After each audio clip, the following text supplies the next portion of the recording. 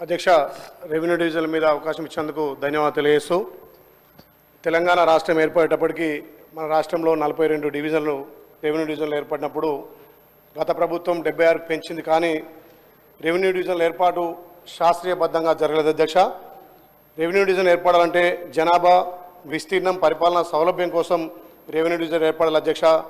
కానీ ఎన్నికలను దృష్టిలో పెట్టుకొని కొత్త డివిజన్లు, కొత్త మండలాలు రైతులకు ఇబ్బందిగా చేసినటువంటి దృష్టిలో ఉన్న అధ్యక్ష. చాలా చోట్ల రెవెన్యూ డివిజన్ సమస్యలు, వాళ్ళు తెచ్చినటువంటి ధరణి సమస్యల వల్ల ఎక్కువ కూడా భూ సమస్యలు తలెత్తినాయి అధ్యక్ష.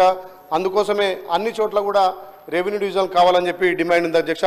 కొత్త డివిజన్లు ఏర్పడితే రైతులకు, ప్రజలకు ఎన్నో ప్రయోజనాలు అధ్యక్ష. ఇప్పుడున్నటువంటి ప్రస్తుత రెవెన్యూ డివిజన్లు ప్రజలు కానీ రైతులు కానీ ఆర్డీ ఆఫీస్లోకి పోవాలంటే 50 నుంచి సుమారు 70 కిలోమీటర్లు పోవాల్సి వస్తుంది అధ్యక్ష.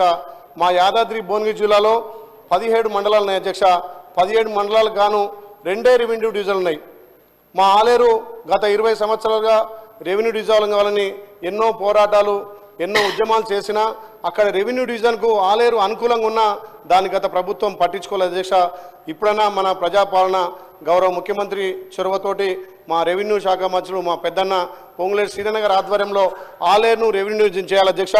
ఆలేరును రెవెన్యూ డివిజన్ చేస్తే 8 మండలాలు అక్కడ పరిపాలనా సౌలభ్యం కానీ అక్కడ ఉన్నటువంటి భూ సమస్యలు కానీ పరిష్కారం అవుతాయి. అదేవిధంగా గతంలో కొన్ని మండలాలు ఏర్పాటు చేసినప్పటికీ అక్కడ స్థానికంగా ఉన్నటువంటి అన్ని గ్రామాలను పరిగణలోకి తీసుకోకుండా 30-40 కిలోమీటర్ల దూరం ఉన్న గ్రామాలను మండలాలు కలిపి దగ్గరున్న మండలాలను తీసి, దగ్గరున్న గ్రామాలను తీసి మండలాలుగా ఏర్పాటు చేశారు. ఉదాహరణకు మోటకొండ మండలంలో పక్కనే ఉన్న 4-5 కిలోమీటర్ల గ్రామాలు కలపకుండా 30 కిలోమీటర్ల దూరం కలపడంతో ఆ మండలానికి రావాల్సిన ఇబ్బంది ఉంది అధ్యక్ష.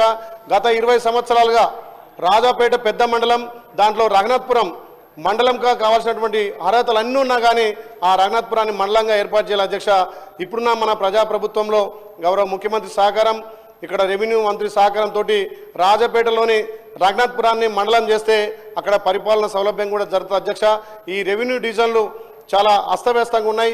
ఇప్పుడు మన ప్రభుత్వంలో కొత్త రెవెన్యూ డివిజన్లు ఏర్పాటు చేసి అక్కడ ప్రజలకు, ఇక్కడ రైతులకు లబ్ధి జరిగే ఉండాలి. కాబట్టి ఎక్కువ కూడా భూ సమస్యలు, ధరణి సమస్యలు అధ్యక్ష.